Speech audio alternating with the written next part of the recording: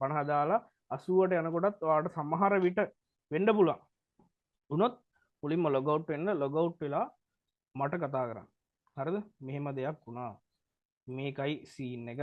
මේ මෙතඩ් එක තමයි දැන් මේ මෙච්චරක් ගියා. ඊළඟ ස්ටෙප් එක මොකද්ද කරලා ලොග් අවුට් කරලා මෙහෙම මට කතා කරන්න. ඊළඟ ස්ටෙප් එක මම ඔයාලට දෙන්නම්. මෙහෙම කරන්න කියන එක. එතන රිකවරි කරලා ආයෙ ඉස්සරහට යන්න. මොකද මගේ හෙල්ප් එක ඕනේ. හරිද? මගේ හෙල්ප් එක ඕනේ මේක කරගෙන යන්න ඉස්සරහට ස්ටේබල්. හැමදාම මෙහෙම කරන්න අවශ්‍යතාවයක් නැහැ. 200 300 500ට හදපු ගමන් ලොස් රිකවරි ප්ලෑන්ස් අනම්මනම් ටික ඔයාලගේ ඔළුවට හරියට යනවා. එතකොට මුල් දවස්වල මේ පළවෙනි ස්ටෙප් එක අඩිය තියෙනකොට පොඩ්ඩක් එහෙ මෙහෙ ස්ලිප් වුණොත් තනියම ෆේස් කරන්න එපා. තනියම රිකවරි කරන්න එපා. ඒක අමාරු වෙයි. කන්ට්‍රෝල් කරන්න අමාරු වෙයි. හරිද? ගහගෙන යන්න හිතෙයි. කලින් මාටින් ගේල් එහෙම ට්‍රේඩ් කරලා තිබ්බනම් ඒවා ඔළුවෙන් අතාරින්න. මොකද මාටින් ගේල් කියන්නේ ඩ්‍රග් එකක්. ඇඩික්ෂන්. හරිද? මගේ ස්ටුඩන්ට්ස්ලා සමහර කට්ටිය සමහර කෝසස් වල මාටින් ගේල් කියලා දීලා එයාලා කියලා දෙන්නේ කොහොමද?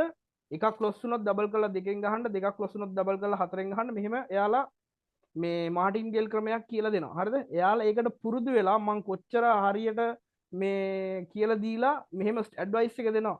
ලොස් එකක් වුණොත් මට කතා කරන්න කියලා. එයාලා පළවෙනි ට්‍රේඩ් එක දාලා දෙවෙනි ට්‍රේඩ් එක දාලා මැද හරියට ගිහිල්ලා ලොස් එකක් වුණොත් ඒක ඩබල් කරලා 4 5කට ගහලා හරිද?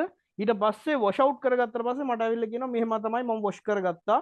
මොකද්ද ඊළඟට කරන්න කියලා. මං කියනවා ඩොලර්ස් ටිකක් දාලා ආයෙ පටන් ගන්න ආයෙ වොෂ් වෙයි කියලා. එහෙම තමයි මට ඉතින් කියන්න තියෙන්නේ. කියන්න පුළුවන් වෙන්නේ. හරිද?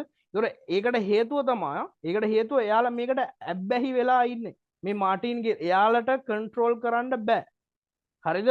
ඒ හේතුව තමා දෙකක් දාලා ට්‍රේඩ් ලොස් වෙලා 4කින් දානවා. ඒකත් ලොස් වෙන 8ෙන් දාන එක රිකවරි වෙනවා. හරිද? මේක දකිනවා එයා. එක පාර එයාට පොඩි ප්‍රොෆිට් එකකුත් ඇවිල්ලා ගිය ලොස් ටික රිකවරි වෙනවා. රයිට්. හැපි. මේක